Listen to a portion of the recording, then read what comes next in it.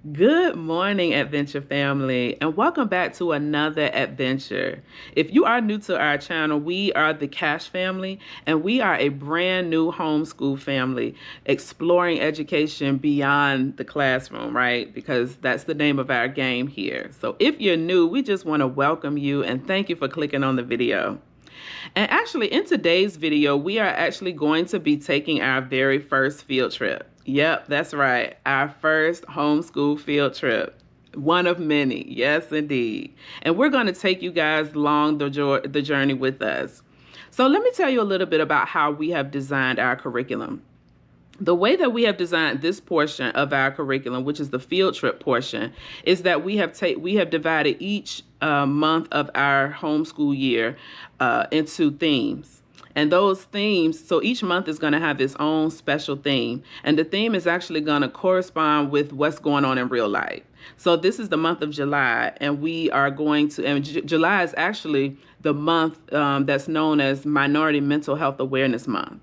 Now, as a mental health professional myself, as one of my vocations, I am a huge proponent of mental health awareness. And so when we were designing this curriculum, we knew that that was going to be a very key part, and very important thing that we wanted to incorporate into our kids' learning. So we wanted to expose this kind of thing to them, as early as possible, start teaching them about that. And so that's what we're going to do. Each month is going to have, if you keep following us, which we hope you will, you'll learn each month the theme of the month, and then we correlate each field trip to that theme so that it matches the theme. So that's kind of how we're going to be doing things. Really quickly, I do want to tell you about the benefit of field trips. As a doctoral student myself, this is actually part of the work that I'm doing in my dissertation, just part of it. And y'all, it's so many benefits. It's so much research, unexpected research that I found about the power of field trips and about the power of incorporating field trips into a child's learning, young and old. And so there are so many powerful benefits. One of which is that what field trips really do is it gives children an opportunity to be hands-on, face-to-face, right there, learn with their learning subject, with the subject that they're learning about. It gives them an opportunity to touch, to feel, to see for themselves exactly what it is that they're learning, and that just enhances the education experience for them all around. And so I think what I want to do is like maybe a separate video that really breaks some of these benefits down for those of you who are interested in homeschooling, because there are many and there are some really, really encouraging facts out there. So I think I'll do that a little later. But for now, we are getting ready to embark and go on our very first field trip. So are y'all ready? Let's go.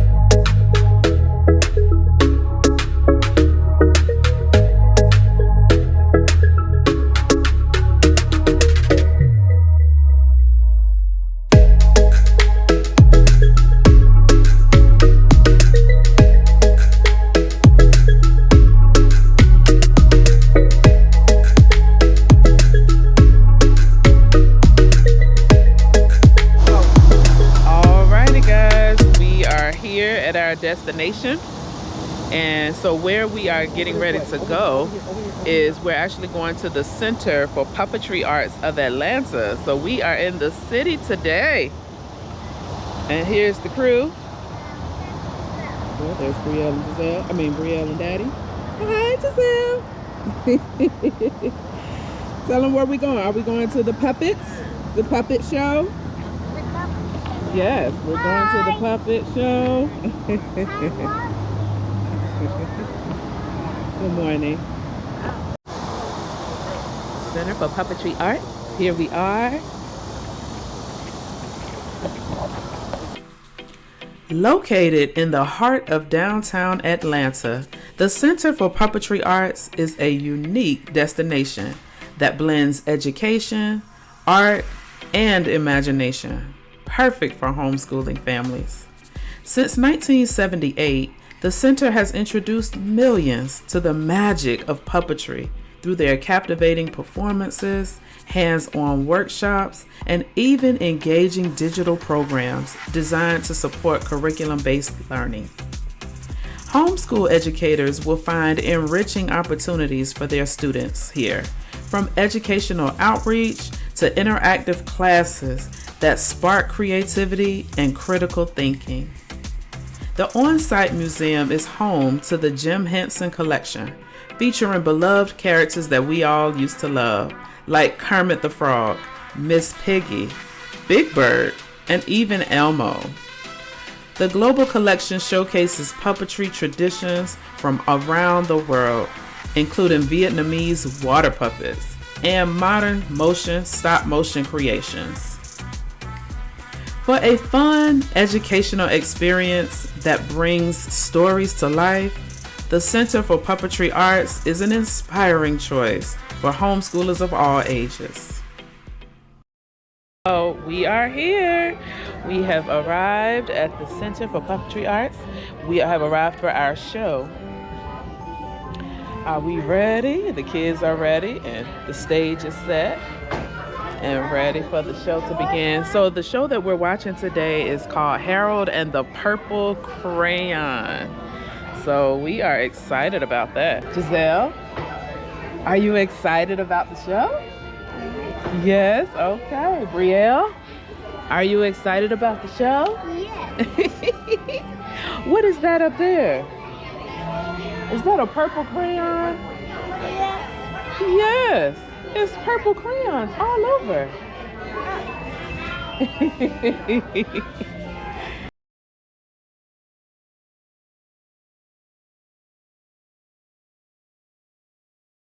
Yes, so we are in the gallery after the show, looking at some of the exhibits, the puppet exhibits.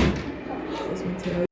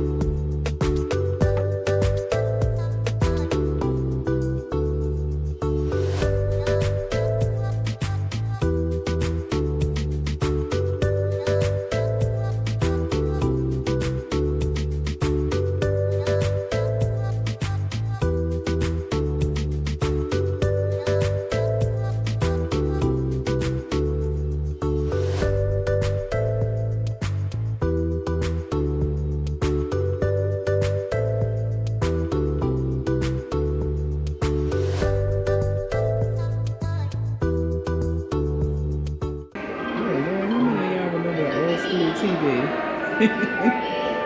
That old school TV. Box TV. Wow, now that's old.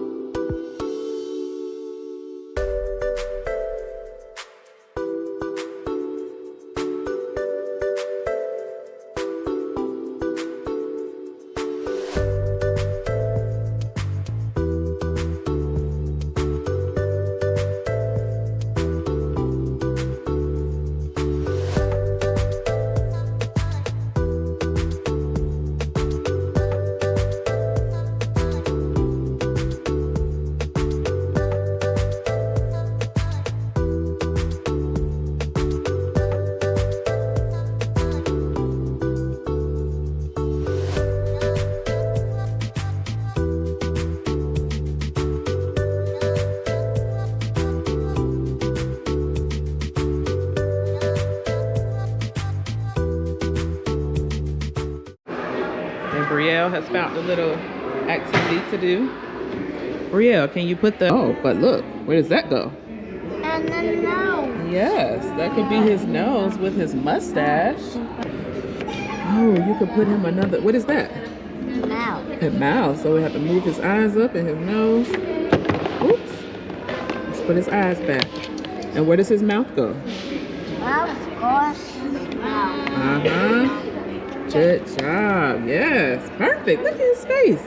He has 2 eyes, 1 nose, and a mouth.